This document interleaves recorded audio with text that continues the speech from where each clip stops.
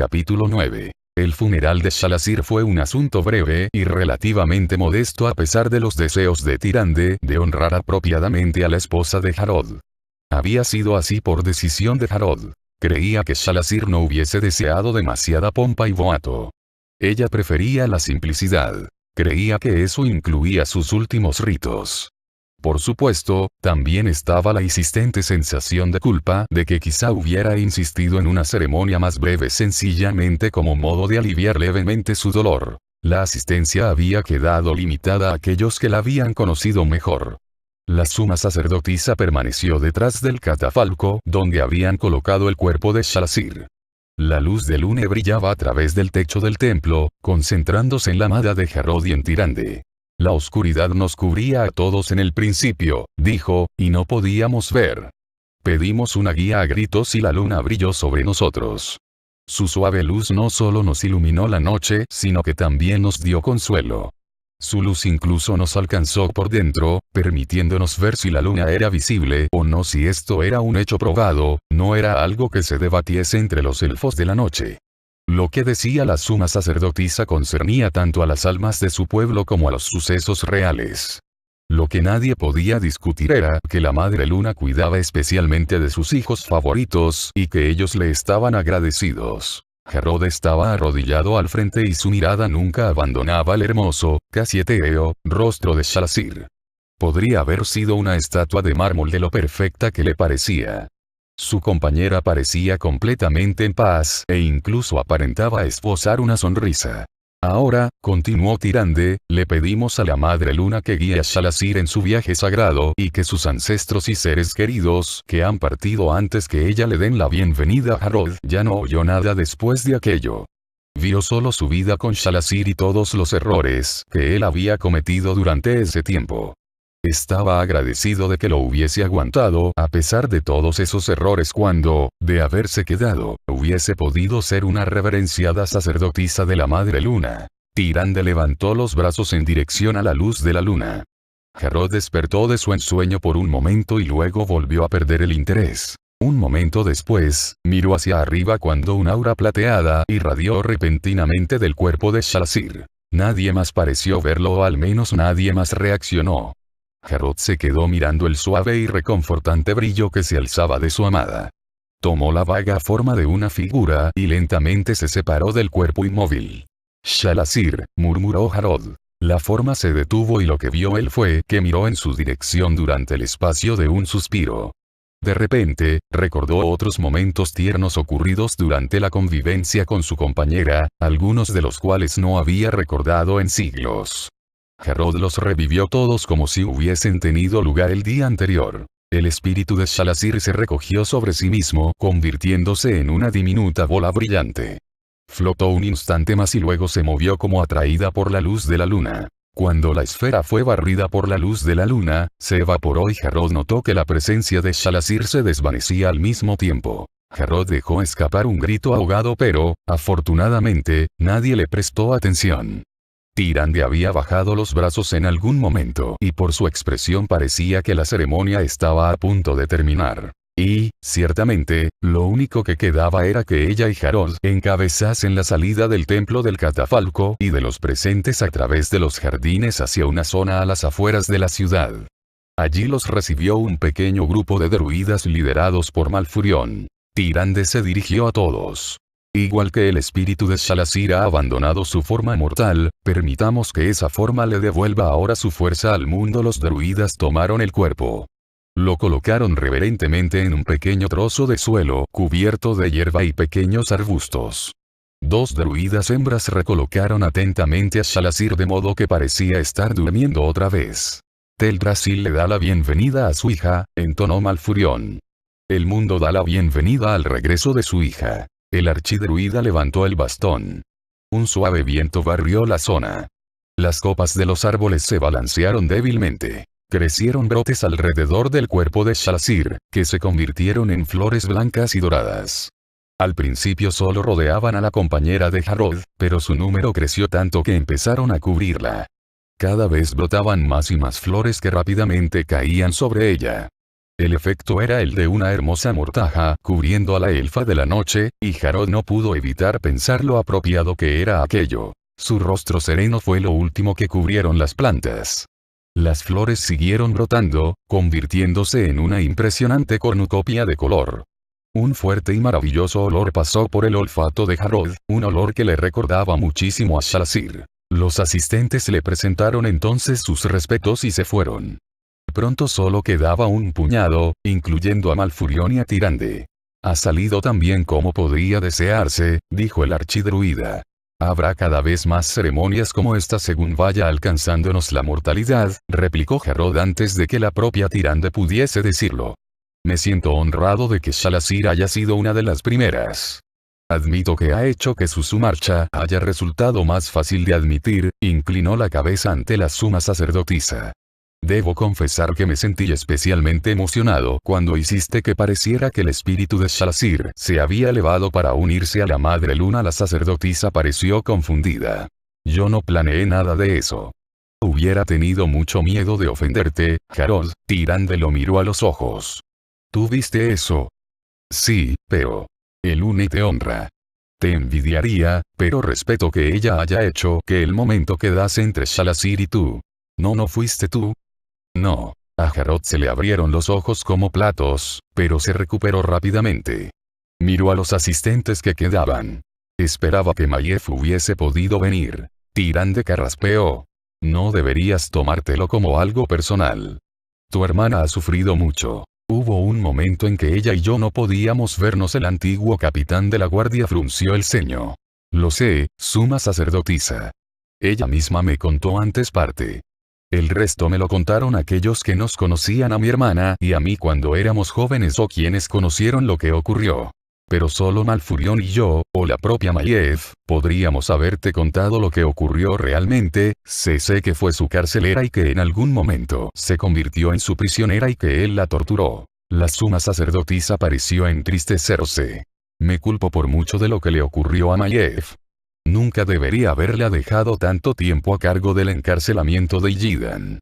Yo debería haberme dado cuenta antes que tú, amor mío, replicó el archidruida. Era mi hermano. Mi gemelo, a Harod le explicó. Cuando Illidan fue liberado tras muchos milenios, fue como si la vida de tu hermana no sirviera para nada. Su mayor propósito había llegado a ser mantenerlo encarcelado. Mayef estaba destrozada. Sí, así es como reaccionaría mi hermana. Para ella nunca hubo un amor mayor que su deber. Tyrande empezó a hablar de nuevo.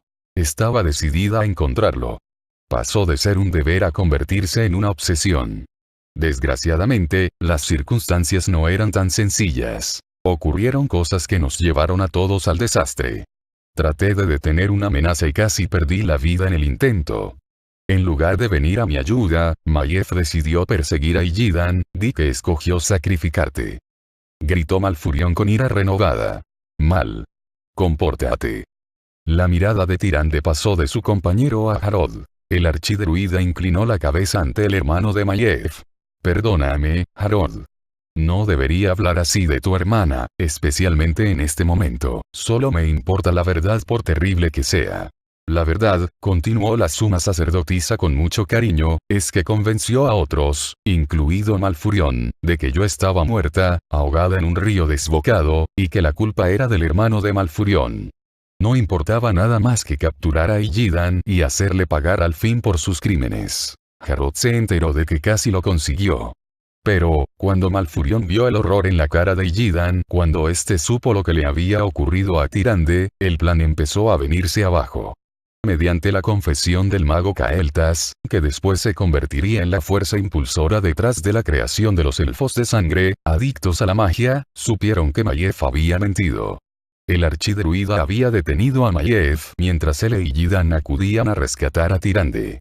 Después, Malfurion, sintiendo que estaba en deuda con su gemelo, había sido clave en la fuga de Illidan y en su exilio al reino del más allá conocido como Terrayende. El hermano de Mayef sintió que lo recorría un viento helado, haciéndolo temblar por un instante.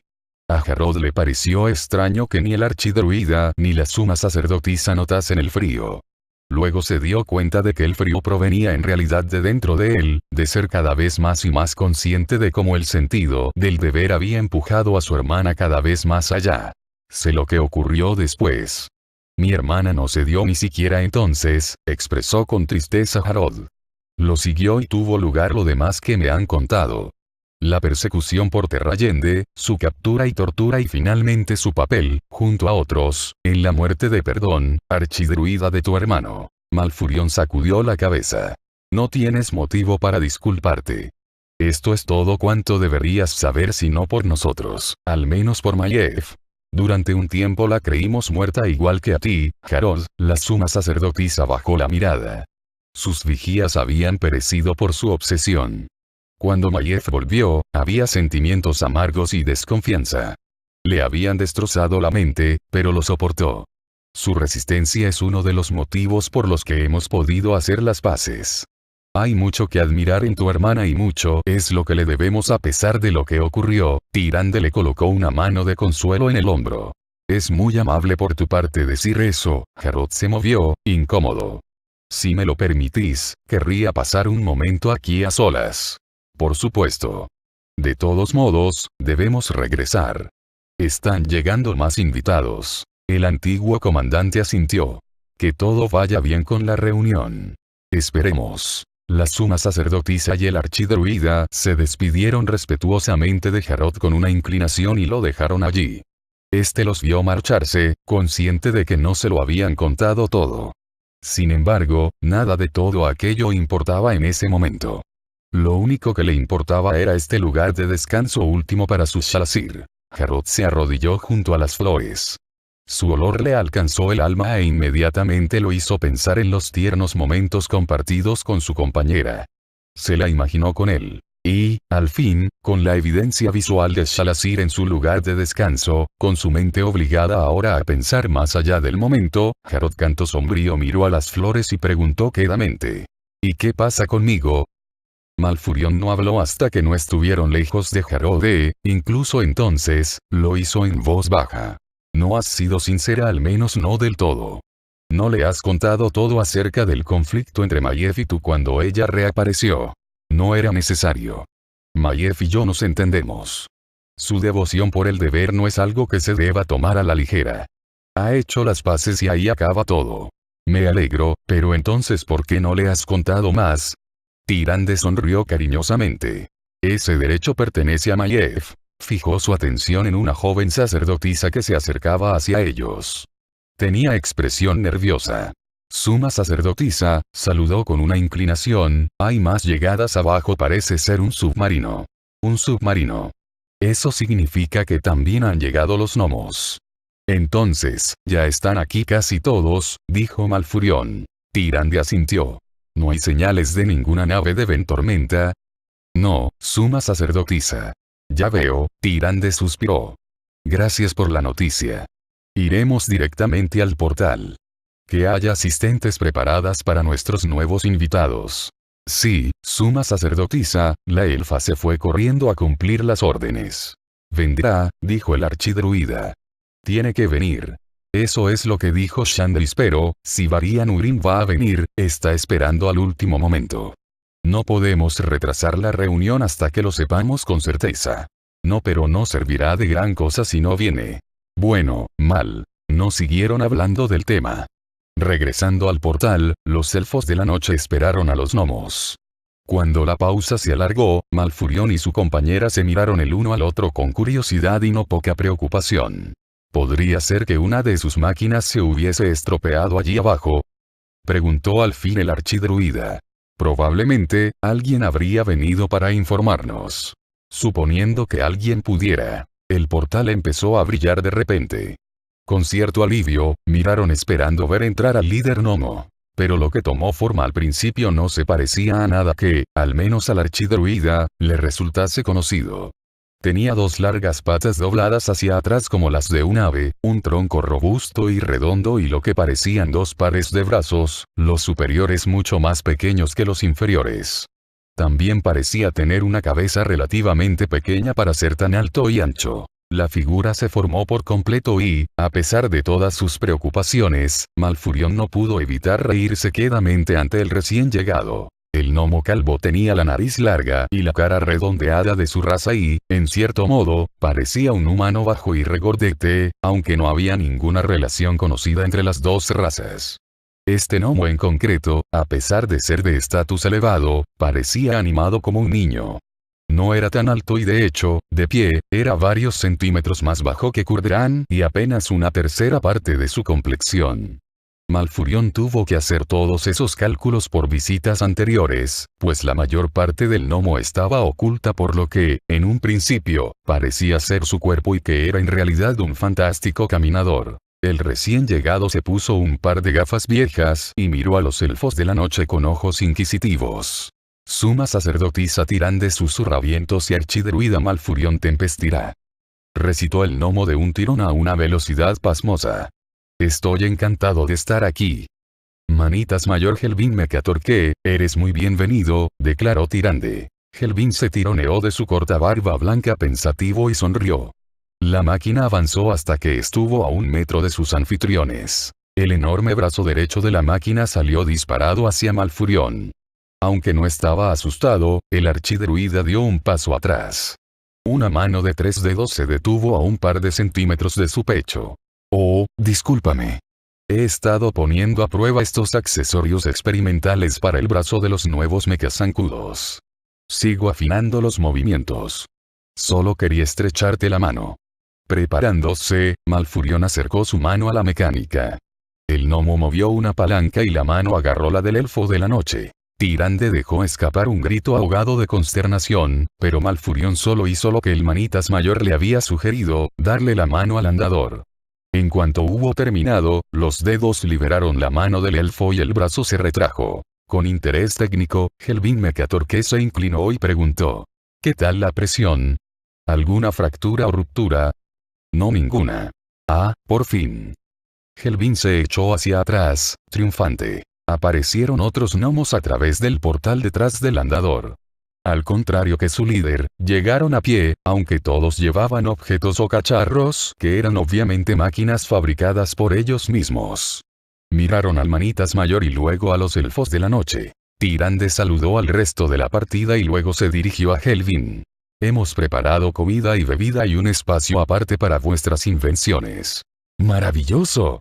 Aún nos falta por subir parte del equipo. Estaremos cerca de donde vuestros centinelas practican la arquería. Aquí Dwendel tiene una nueva posible arma que podría disparar 50 flechas en 1 minuto si pudiese dejar de hacerlo en todas direcciones. Dwendel, un gnomo pelirrojo claramente mucho más joven que la mayoría de los demás, parecía un poco avergonzado. También me he encargado de esos arreglos, manitas mayor. Si seguís a estas hermanas haciendo algunos cambios, Helvin hizo lo que se le decía. El andador caminó como un gran pájaro no volador siguiendo a las sacerdotisas.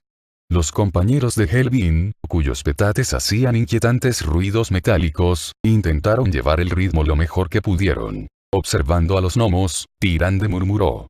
Ya están casi todos, excepto Ventormenta. Sí, por el bien de los demás, no podremos retrasarlo. La suma sacerdotisa parecía inquieta. El UNE no me habría dado esa visión si no hubiese sido de importancia para la reunión. Varian Urim debe llegar pronto. Espere. Un terrible escándalo brotó de la parte hacia la que habían ido los gnomos. Sin dudarlo, ambos elfos corrieron a ver qué estaba ocurriendo. Encontraron a Helvin y a los suyos enfrentados a Drukan y a varios de los enanos Hierro Negro. Los enanos habían desenfundado sus hachas y espadas, y en sus rostros se leía la ira. Helvin tenía los brazos de su andador extendidos hacia el emisario Hierro Negro, pero estaba claro que el manitas mayor no le estaba proponiendo a Drukan que se estrechasen la mano. Detrás de Helvin, el resto de los gnomos habían sacado varios y extraños, aunque no menos siniestros, aparatos. Un gnomo blandía un arma que los elfos de la noche reconocieron como llave Calibur, llamada así en parte porque tenía la forma aproximada de la herramienta.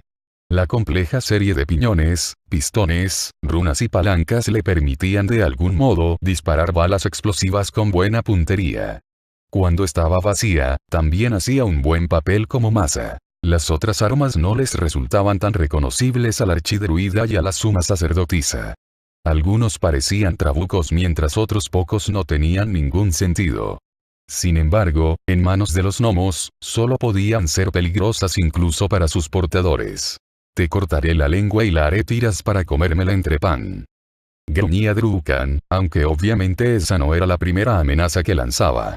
Y ese cacharro infernal en el que te sientas será un buen alambique para fuertes bebidas alcohólicas enanas. Sigo prácticamente en los primeros pasos de la comprobación de los componentes de fuerza de este mecanismo, respondió secamente Helvin. Sería fascinante descubrir cuánta fuerza haría falta para partirte por la mitad. Los compañeros de Drukan murmuraron algo y dos empezaron a dirigirse hacia los gnomos. Drukan, enfadado, les indicó que se echasen atrás. ¿Qué significa esto?, gritó Malfurion con la esperanza de distraer rápidamente a ambos bandos. Los Hierro Negro no parecieron más complácidos de verlo a él que de ver a los gnomos. Un Drukan de mirada feroz señaló con su arma a Helvin. Este gnomo ha intentado atropellarme con su repugnante juguete. Y yo le he dicho que el incidente ha sido puramente accidental. Deja de parlotear. Drukan dio un paso hacia el gnomo. Ambos bandos se prepararon para la inevitable pelea. Pero una luz brillante que se interpuso entre ellos asustó a ambas facciones.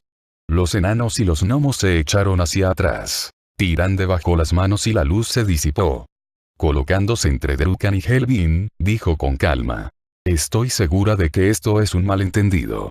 El Manitas Mayor ya nos había admitido que su creación necesitaba correcciones y quizá debería haberlo tenido en cuenta antes de moverse entre otras personas.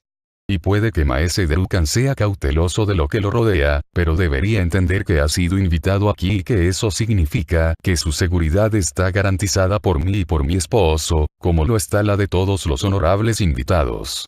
Solo pido a cambio que respete que esa garantía también se aplica a los demás. Sí, supongo que debería ser un poco más cuidadoso hasta que los controles estén afinados, respondió Helvin frunciendo el ceño. Aunque estoy dudando sobre el mérito de estos brazos accesorios, Drukan retiró su arma. Con un gruñido, dijo. La justicia de la suma sacerdotisa y el archidruida nos es bien conocida. El viaje ha sido largo. Lo dejaremos así. A las acompañantes de los gnomos, Tyrande les dijo. Hermanas, creo que llevabais al Manitas Mayor Helvin y a su grupo hacia sus aposentos. Ellas entendieron la indirecta e inmediatamente se llevaron a los gnomos antes de que los ánimos pudieran volver a calentarse. Al mismo tiempo, Drukan le dedicó una somera inclinación a la suma sacerdotisa y se fue con sus compañeros. Y así empieza, murmuró el archidruida. La pretensión de que todo está bien entre los miembros de la alianza empieza a venirse abajo. Incluso los Hierro Negro deberían haber sido capaces de entender que Helvin no tenía mala intención y los gnomos no deberían haberse puesto tan deprisa a la defensiva. Obviamente, ya tenían los nervios de punta antes de su llegada. Ninguno desea mostrar debilidad, amor mío, incluso aunque en estos tiempos extraordinarios hacerlo sería indudablemente razonable. Ya sabemos lo terribles que están las cosas en otras regiones. Que hayan venido todos es señal de que, a pesar de todo, la alianza está unida. Malfurion sacudió la cabeza. Pero, ¿hasta qué punto? Ella lo tomó del brazo y se lo llevó del templo. Eso, respondió tranquilamente la suma sacerdotisa, lo sabremos por la mañana. Hasta entonces, de poco sirve preocuparse demasiado. Malfurion frunció el ceño pero no dijo nada. Aunque, mientras Tyrande y él se alejaban, lanzó una última mirada hacia el portal. Pero la figura que esperaba que se hubiese materializado no lo hizo y el archidruida se preguntó si alguna vez lo haría.